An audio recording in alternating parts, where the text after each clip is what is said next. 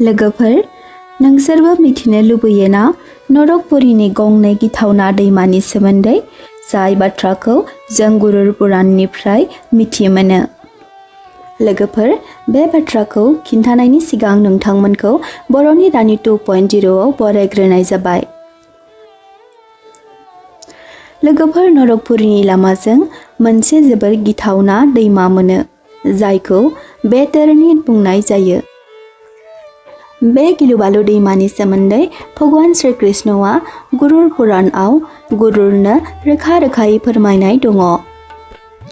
गुरुर पुराणनि धोरोमशास्त्रआव नरकपुरीनि बे गिलुबालु दैमानि सोमोन्दै गुवारै बेखेवनाय दं। माबायदि पाप मावोब्ला बे दैमानि गेजेरजों थांनांगौ जायो। बे दैमानि महर मुस्रिनि सावगारिखौ आफा श्री कृष्णआ गुरुरनो रोखा रोखायै फोरमायो। बे दैमाखौ बारलांनो थाखाय बेसेबां सम नांगौ?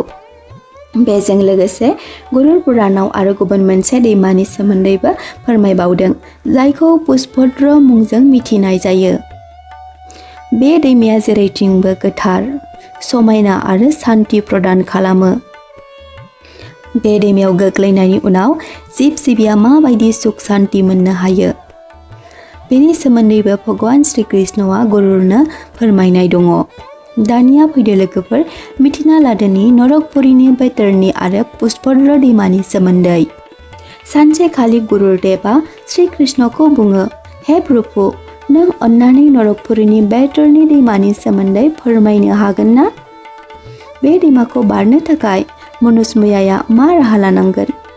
अब्ला श्री कृष्णआ फिनो, हे गुरुर, बैतरणी दैमाया गंसे गिलु बालु आरो जिब जुनारनि गेसाव गेसाव मोनामग्लुंनाय बे दैमाखौ बारलांनो जोबोर खस्थ', जाय मनुष्मयाया थैनायनि उनाव बे दैमानि लामाजों बारनो थाङो, अब्ला पापी सुबुंफोरनि थाखाय बे दैमाया ओरैबायदि गिथावना महर लायो।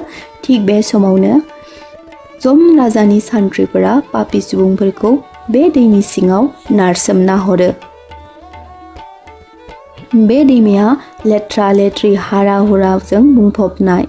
जेरै जों सानखौ अख्रां सायाव जोंखांनाय नुहुरो, बे जोंखांनाय दुंथाया बैतरणी दैयाव खामब्लावो आरो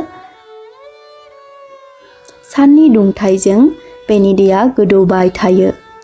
बेबायदि साजानि समाव थैनाय सुबुंफोरा बार बार गावनि नखरनि सुबुंफोरखौ हेफाजाबनि थाखाय हरसिख्रावबाय बायो, नाथाय बेखौ रावबो मदद होया।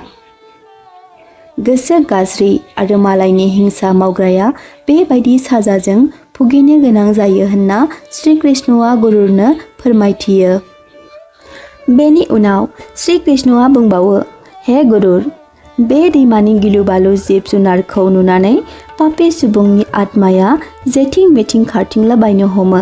नाथाय खायफा ओरैबायदिबो आत्मा थायो, बे आत्माया बै दैमानि लामाथिं थाङोब्ला सुख सान्ति महर लायो आरो बे आत्मानि सिगाङाव समायना समायना सनानि नावा नुजाथियो आरो दैमानि सेर सेर समायना समायना बिबार बागान आरो बै सनानि नावाव गाखोनानै थानाय नावारिया बै आत्माखौ बुङो, नों जेब्ला मोसौ गायखौ दान होफेरदों, अब्ला नों बे नावआव गाखोनो हागोन आरो गोजोन सान्थियै बे बैतरणी दैमाखौ बारनो हागोन होनना।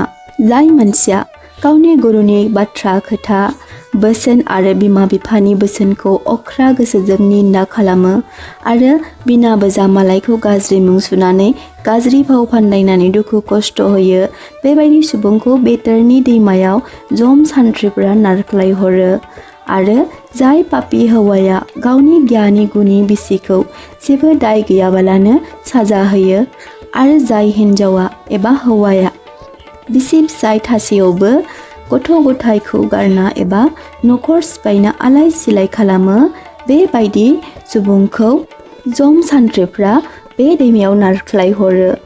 जाय मानसिया साधु दौरि गथ' हिन्जाव माहारिखौ बुथारो, बेबायदि सुबुंखौबो बे दैमायाव नारख्लायहरनाय जायो होनना आफा श्री कृष्णआ गुरुरनो फोरमायो।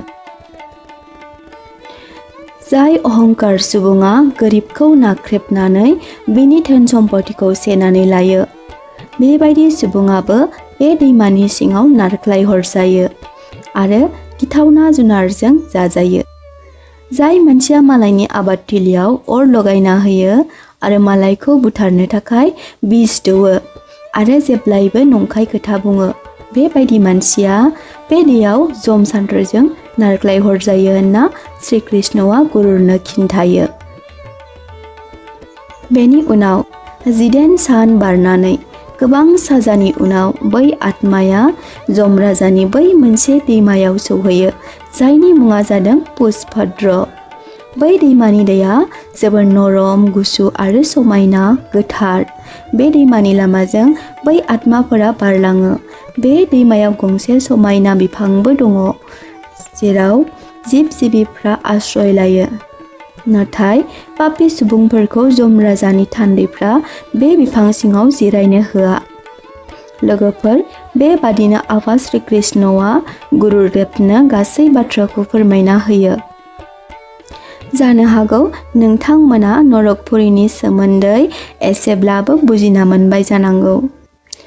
लोगोफोर, भिडिअखौ जोबजासिम नायनायनि थाखाय बयनिसिमबो साबायखर बावहरनाय थाबाय।